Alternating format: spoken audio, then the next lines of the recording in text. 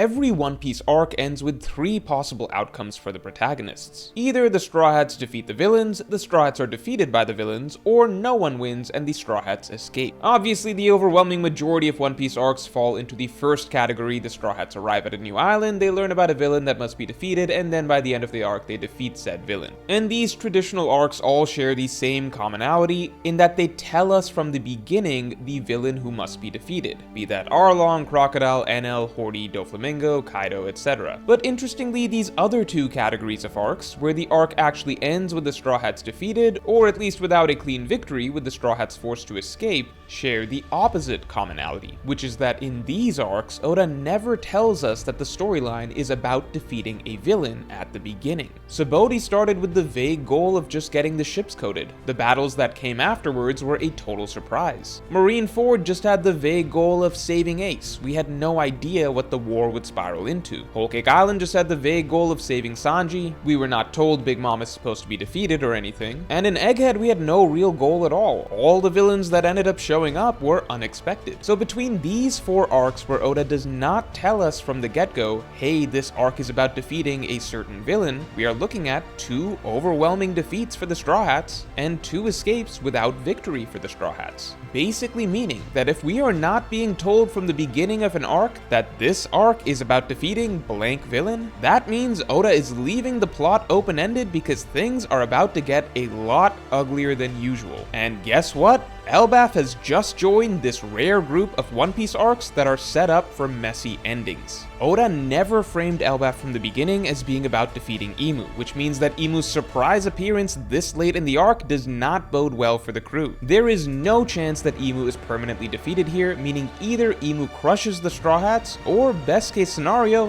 no one wins. To determine which is the most likely outcome for Elbaf, I'm going to be looking at past narrative structures that Elbaf shares, the main themes and character storylines of Elbaf, and how the final war is shaping up to break down. So let's get into it. But before we get into it, make sure to subscribe. And do you like trading cards? I used to be huge into the Yu-Gi-Oh! Trading card game. I had physical decks, I had playmats, I played spell books, I went to tournaments. I loved it, and as you know, the best part of any trading card game is opening the packs. And Arena Club, the sponsor of this video, is a site where you can go online to purchase packs of your favorite card game and open them online. Alright, let's see what we get.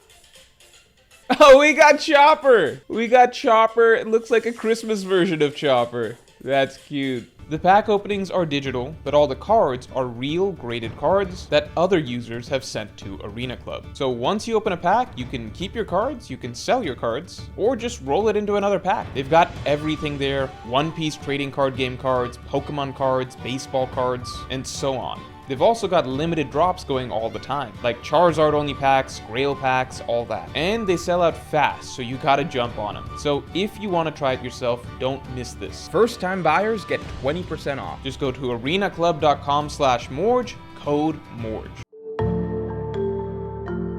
So to understand why Elbaf is veering into very dangerous territory for our heroes, we need to first fully understand One Piece's traditional formula. If the Straw Hats reach an island and are told from the start about a villain that must be defeated at said island, then that is always going to happen. Oda likes to write Luffy as a hero who delivers on the specific promise of "I will defeat this bad guy and save your land." And so Oda plants that as the seed at the start of a storyline to lead to an eventual triumph and happy ending. Yes, Oda can make things interesting along the way and surprise us with plot twists, but that's just making the journey fun. The destination is always going to be the same: Luffy will defeat the main villain at the end of the arc. Even when I made predictions about the raid failing in Wano, for example, that was only because I didn't believe that the raid was the end of the arc. The fact never changed that overall, the Wano arc would obviously have to end with the Straw Hats defeating the Beast Pirates and freeing Wano. But if we look at the rare storylines where the Straw Hats don't get a traditional happy ending, we can see Oda not giving us any promises at the beginning of those storylines that Luffy is going to kick someone's ass at the end. The clearest defeats we can look at are of course in Sabaody and Marineford, and of course in both of these arcs there is no quote-unquote main villain that is announced for us from the beginning for Luffy to defeat. There's a goal from the start, like getting the ship coated or rescuing Ace, but then things kind of just spiral into chaos from there. Now, a toned down version of this was Whole Cake Island. In Whole Cake Island, Luffy was supposed to rescue Sanji, but again, as the goal from the beginning was just rescue Sanji and not defeat Big Mom, that was a big signpost from the beginning of the arc that we were not heading heading towards a traditional victory in this storyline. And so in Whole Cake Island, the heroes weren't crushed like in Sabaody or Marineford, but Whole Cake Island also didn't really have the Straw Hats win either. It turned into a very messy storyline for the crew, where they did not defeat the Big Mom pirates, they barely escaped by the skin of their teeth, and Oda kind of portrayed the whole situation as a draw. The Straw Hats did get Sanji back and Big Mom's reputation was damaged, but the Straw Hats also experienced real loss. The ending was very ominous for the protagonists, and the mood of the heroes heading home was very sad rather than triumphant. There was certainly no celebratory party at the end like usual. And then most recently we have Egghead, where the Straw Hats were kind of just dropped on Vegapunk's island with no real direction. Oda did not establish any main villain that the arc would be about defeating, and that's precisely why Egghead's storyline kind of just snowballs into a chaotic and unpredictable series of events, again without a clean outcome. At the end of the day, we don't get a traditional victory for Luffy and the Straw Hats over the main villains of the arc, rather they basically end up just running from the Gorosei, and they are very nearly defeated but are bailed out and allowed to escape thanks to Joy Boy's Haki Knot. Luffy even leaves the island thinking he's failed. However, here the outcome does ultimately feel more positive than Whole Cake Island's, even if they didn't defeat the enemies. So as we can see in these kind of arcs where Oda is not framing it from the beginning about defeating X villain, the story can then run wild in a spectrum of directions. We can see the Straw Hats crushed, we can see them escape but still end up in bad shape and depressed, or we can even see them weather the storm and come out in good spirits. But the one thing we do know from the get-go is that a definitive victory is officially out of the question. So as you can see, the setup of Elbaf matters a lot here, because it's clear that from the beginning Oda was not writing this as a storyline that is about Luffy defeating Imu. This suggests that Oda introducing Imu as a shocking addition halfway through the arc as a total wildcard and surprise is more so to establish Imu as a threat and to give us an unexpected conflict against him without setting any sort of expectations in advance that Luffy is actually supposed to win here. This is of course narratively reinforced by the fact that Imu is simply too important of an opponent to defeat before the final war. Regardless of whether or not he or Blackbeard is the final villain, Imu needs to remain as a threat for the final war, as the entire enemy faction of the Celestial Dragons that he leads is not set to be defeated till the final war. So with all that in mind, does that set us up for a Sabaody and Marineford-esque end of a crushing defeat, a Whole Cake Island situation where it's a messy draw, or an Egghead situation where the Straw Hats don't beat Imu, but they can still earn a moral victory?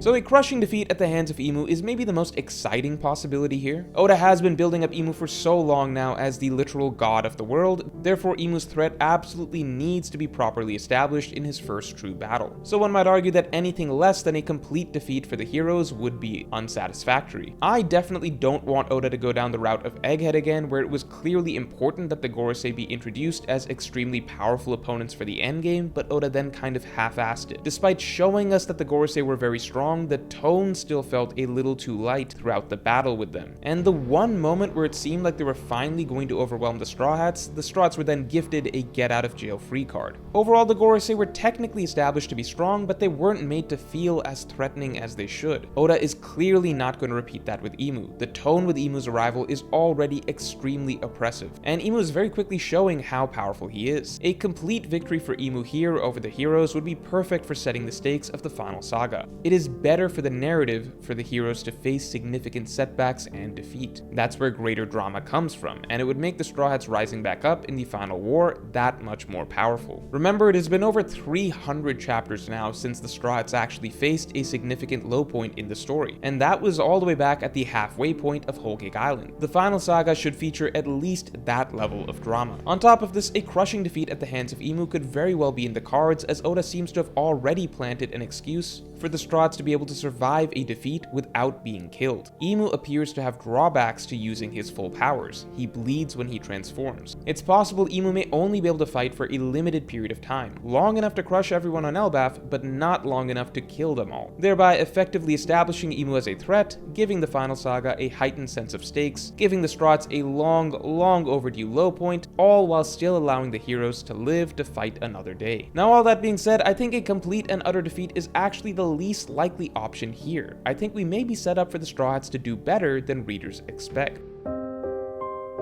The middle of the line route is Oda having things play out in a sort of draw. a la Whole Cake Island. Here, the Straw Hats may legitimately be able to fight back against Imu to some degree, and it won't be a definitive defeat for them, but they may come away traumatized from the experience and aware that they need to become stronger for the final war. Imu would likely come away deeply frustrated that he failed to kill his enemies. I think this route is immediately more likely than a complete and crushing defeat, because one thing Oda has never done, not once throughout the entire story, is have the Straw Hats fail when a nation is relying on them. If you go back through all of the times the Straw Hats have faced defeat, like at Long Ring or Sabaody or Marineford, no civilizations were ever at stake in those situations. These were always just personal defeats for our main characters. Sure, Whole Cake Island didn't end with the Straw Hats defeating the Big Mom Pirates, but that's because Totoland and its citizens were pretty much fine. The people of Totoland were all there voluntarily, and generally they were all on board with the deal that they were making with Big Mom. This wasn't really a land looking to be freed from anything. Because the Straw Hats have this role as liberators and as heroes who go around saving islands in the story, it would be quite shocking to see such an important island like Elbaf, with so many of the Straw Hats' closest friends there, be the first time that the Straw Hats actually lose when an entire nation is counting on them. Especially considering this is the nation that holds the legend of Nika, their savior, in such high regard. As such, if Oda wants to go the route of having Imu flex on the heroes and inflict some serious injuries, but then still have the Straw Hats barely hold out and weather the storm, then this could hit the right tone. Oda could still show Imu as a powerful threat and have Elbaf end on a solemn note, while still ultimately showing that the Straw Hats were able to defend their friends, the Giants. This would also make the tone heading into the final war a lot more serious, and could force the Straw Hats to get stronger before the final war begins, as of course a lot of the crew are in need of upgrades at the moment. However, I actually think the final, most optimistic outcome may be the most likely.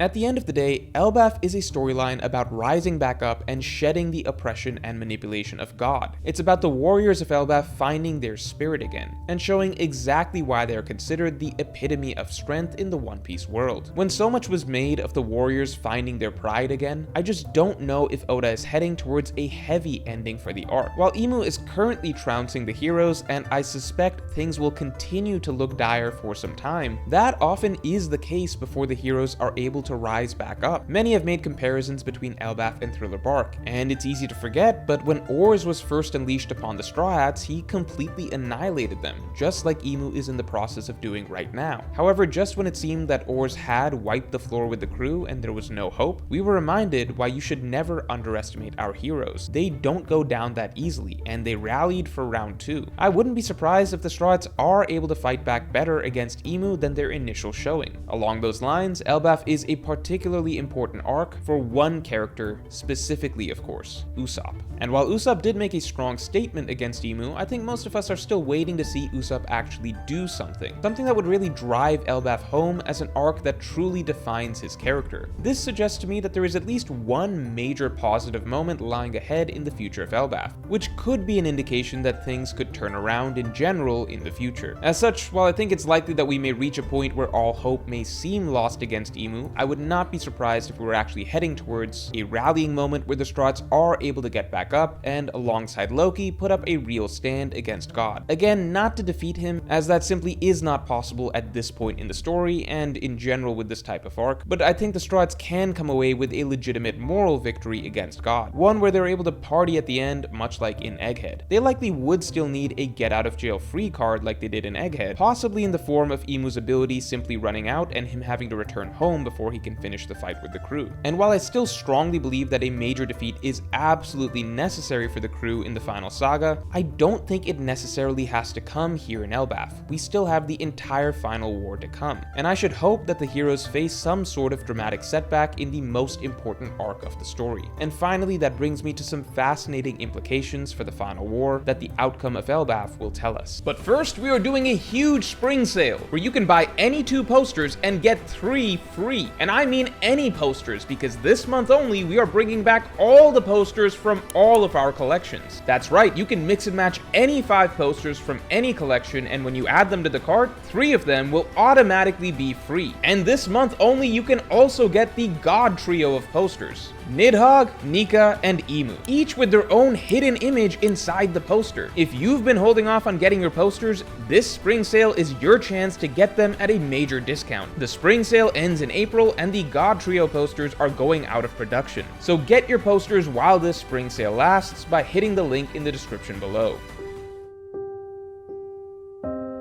How the battle in Elbaf goes down should tell us who the final villain of the story will be. If Elbaf does end with a crushing defeat for the Straw Hats, then the final villain of the story will almost certainly be Emu, plain and simple. Emu wiping out all the heroes and the nation of Elbaf would be by far the most crushing and overwhelming defeat the crew has ever faced in the story. It would be the first time that they truly failed a nation, and the first time they failed as a Yonko crew, with their most powerful allies at their back. This would be essentially Sabaody times 10. And that sort of dramatic low point basically sets up far more narrative momentum to Luffy versus Emu than anything else. Literally the penultimate arc of the story, bringing the hero to his lowest before he has to climb back up to defeat the god of the world in the final war against the heavens. I cannot imagine any matchup in One Piece history would be more anticipated at that point. The entire final arc's driving storyline would essentially be leading up to the rematch between Luffy and Emu. It would be hard to even think about a Luffy versus Blackbeard matchup as anything other than a stepping stone to seeing Luffy's run back against Emu. As we've seen many times, after Luffy faces a defeat, his fixation becomes getting back to the one who defeated him,